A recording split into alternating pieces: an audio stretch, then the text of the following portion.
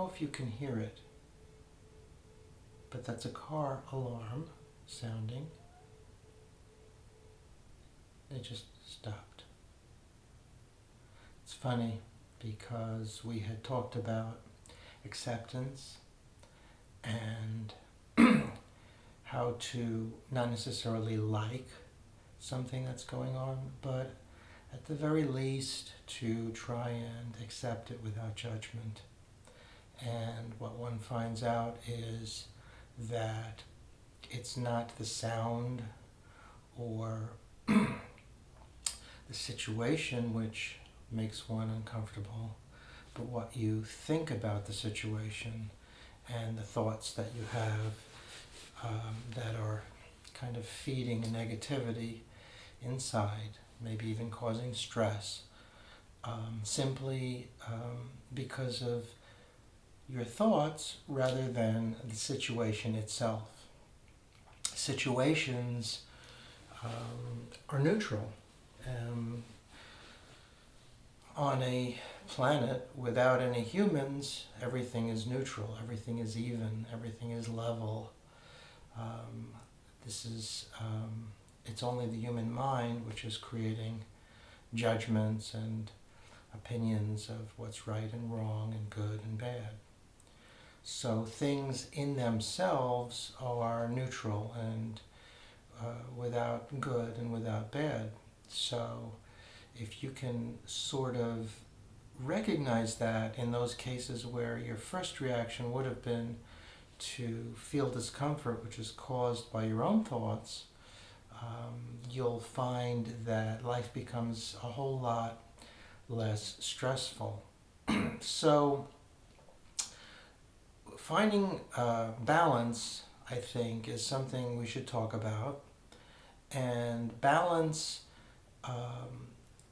comes in different ways, but it's nothing less than actually recognizing your own true place in this vast universe. So you could find balance or perspective, even, you might want to call it, simply just looking at a big picture.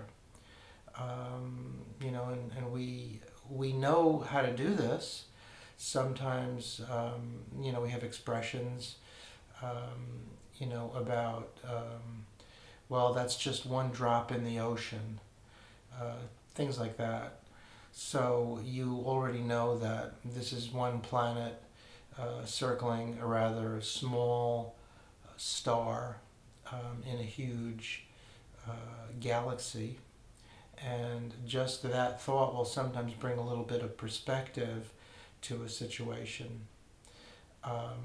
In terms of your own awareness, you have to go through daily life on a daily basis. And one of the realizations that I recently had was that there really is no such thing as self. There's no such thing as you. There's no such thing as me. There really is no quote-unquote person.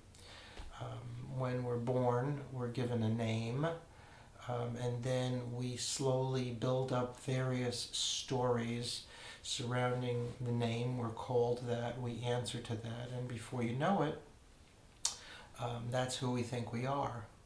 But if you investigate and you really give it some thought, you'll find that there really is no place inside you where there is a self or a real me or a real person. It's just an illusion. It's a series of thoughts which have built up. It's conditioning, which is a way of dealing with your environment. It's a way that humans deal with their world. It's a way that humans respond to threats. It's a way that humans can collectively agree. It's a way of collectively agreeing on certain behaviors which ultimately lead to peace and safety, even though those things are temporary, but it allows the formation of a society, of groups, of civilization. And if you really just look at history very briefly, you'll see that just names themselves are a rather recent invention. So it wasn't that long ago, I would say just really a few hundred years ago, that people didn't even have last names. They were called by the town they came from. They were called by the trade that they had. So, you meet a person named Joseph Fletcher. A Fletcher was someone who made arrows. So, somewhere in his history, if you look back, you'll see that there was an arrow maker, and that's how his great great great grandfather got his name. In Iceland, the way they take names is the son takes the name of the grandfather and says the father's last name with the suffix son. So, for example, you might have Peter Johansson, and then when Peter has a child, that child will be called Johan Peterson because he's Peter's son. And then when Johan Peterson has a child, that child will be named Peter Johansson, and so on. So it goes on and on and on and on. Every country has a history of their own customs, their own naming customs. Trades, again, baker, things like this. Fleischer is a name in German, means butcher. So people were also named from places they came from. Berg means mountain. Bergdorf. Okay, so you have von, it means from in German. So you have a variety of ways that people took their names, and it really wasn't that long ago that we came up with this idea, this concept of first and last name. I would just say even as recently as 2 generations ago, people in the United States didn't even have middle names. Many people did not, and that became a fashion to take a middle name. And in Brazil, for example, one takes as their middle name the maiden name of their mother.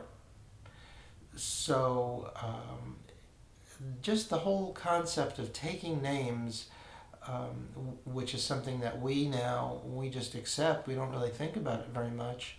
You have books and websites, and you pick out baby names, and certain names have different meanings, and it's fun and it's interesting to do that.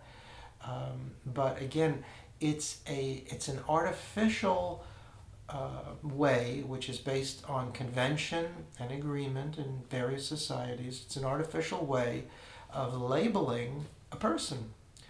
And recently, I came to the realization that I am not who I think I am. And who I think I am was a name, 2 words on a name tag.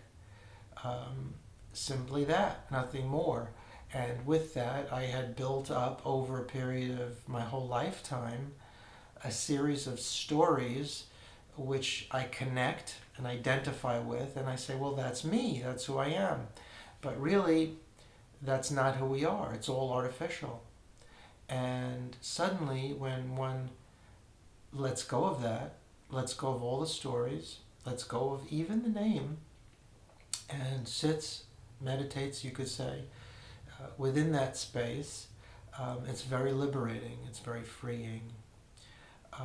So how does one find a balance? That's the question. The temptation is very easy to drift back into saying, well, everything is in the moment, and there's no point in planning anything for the future because there's only now, and there is no past, so it really doesn't matter what I do. what I do, I shouldn't really care about any consequences because there really is no past, there's only now. And one can justify, again, even on scientific terms, that, hey, in a few thousand years, the Earth will be frozen solid or super hot, depending on whether you believe in global cooling or global warming. Or in a million years, maybe this species won't even be here. So what does it really matter what I do? So what I'd like to talk about is finding balance between the cosmic, which is everything, the universe, and everything that extends out infinitely in all directions, and one's daily life. There's a Zen story which sort of points to this, and I'd like to read it right now. And I could tell the story, but I think there are so many little points in it that I don't want to overlook, so I'd rather just read it right now. The name of the story, it's story number 82 in 101 Zen stories. The name of the story is called Nothing Exists. Yamaoka Teshu, as a young student of Zen, visited one master after another. He called upon Dokuan of Shokuku. Desiring to show his attainment, he said, "The mind, Buddha, and sentient beings, after all, do not exist. True nature of phenomena is emptiness. There is no realization, no delusion, no sage, no mediocrity. There is no giving and nothing to be received." Dokuan, who was smoking quietly, said nothing. Suddenly, he whacked Yamaoka with his bamboo pipe. This made the youth quite angry. "If nothing exists," inquired Dokuan, "where did this anger come from?" I love this story because I see on websites and blogs and on Facebook, various groups, they all revert back to, at some point or another, someone at some time in some dialogue will say nothing exists. It's all illusion. In India they call it Maya, which means illusion. And on one level, on a cosmic level, it's true. For an eagle flying over a forest, there is no such thing as future or past. There's only now. There's only the moment. And nothing else exists for that eagle but what that eagle is perceiving at that very moment. So we come into existence from non-existence, and when we die, we go back into non-existence as far as we can perceive. So it's very easy to fall back on one of these cosmic points of view to justify to justify bad behavior, or to ignore and sort of get out of having to seriously analyze a decision or a point of view or a position. And I think there's a real danger there. I saw on one website a young man who suddenly came to realize there was no self, there's no me, there's no person. It's all artificial. It was all conditioning. Now suddenly he sees himself as a being who is in the world, and he doesn't really know if anything matters or what he should do. And he poses this question to the other members of the group. And it was funny, it was amusing to watch members of the group supposedly awakened to the same realization, not really giving him a concrete answer. His question was, what should I do now? Should I do anything? What do I do with my life? I realized that there's just being. There's just this moment. There's just now. There's just bliss. What to be done? So, the answers were all ethereal and somewhat attempting to be spiritual, and not helpful. My reaction was, tell the young man to get a job. And later on, after some dialogue, I ultimately made a comment myself, and I said, what's your background? What do you do? What do you like to do? And maybe, what you need is some career advice. And some people were a little bit taken aback by that. But really, that's what's called for, in my opinion. I would urge someone who has recently awakened or who has found themselves with a sudden cosmic realization and doesn't really understand the meaning of things anymore because the person has relinquished and let go of all of the traditional explanations. I would urge that person to, yes, look within, find what resonates with you in terms of something you'd like to do, but certainly get a job, do work, live daily life. And there are really two ways to converse, two ways to communicate. One way is on the level of form, on the level of language, tools, technology. There's nothing wrong with that. We are now communicating. This is a person speaking to another person, and I could certainly share stories with you, but as long as we both know that these are stories, on a different level, I could say, this is consciousness speaking to itself.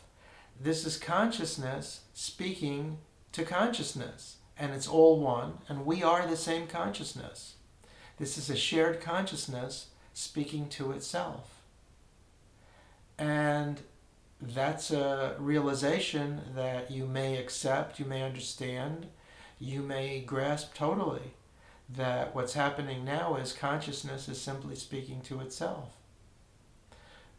That realization is not helpful if you're asking a question about, I'm really getting a lot of stress at my job, what should I do? Or I really have a problem with my boss, I don't really know how to deal with it. The answer isn't to tell your boss, this is consciousness speaking to itself, and anything you say to me is completely meaningless, because in the big scheme of things, none of it's going to matter. That's not something you necessarily want to say at work, because it's not going to help you on the level of existence, on the level of materialism, on the level of form. So what I believe this Zen story teaches us is that on one hand, yes, it is true. Let me just reread what the student was saying. What the student was saying is that everything is illusion. There really is no, the story's title is Nothing Exists. So the true nature of phenomena, that means the things we see, our perceptions, our five senses, the true nature of that is emptiness. So what he's saying is, yes, it is just emptiness. There really is nothing. And out of nothing, we, as humans, with our minds and brains and perceptions and senses, we turn nothing into something through our awareness, through our perceptions. It's we who say, there is a forest, there is a tree. It's the old question, if a tree falls in a forest and no one is there to hear it, will it make a sound? It won't make a sound. It won't even fall. There won't even be a forest. Because existence has to have a perceiver or perception for there to be existence, for there to be what we call a forest. So what the young Yamaoka says is the true nature of phenomena is emptiness. And that's true. Now, since that is true on a cosmic level, and we just sort of touched on it, that doesn't mean that you can answer every situation with that sort of reaction. Yes, it's helpful. It's definitely helpful. And it's helpful to realize our place in the universe when we're in a stressful situation. So, on a cosmic level, nothing exists. It is illusion. And we bring reality to it. But does that help you if you're hungry? Does that help you if you're confused? Does that help you if you're in a dysfunctional relationship or family? Does that help you if you're unemployed and you're looking for work and you're not even sure what kind of work you'd like to do? It doesn't help.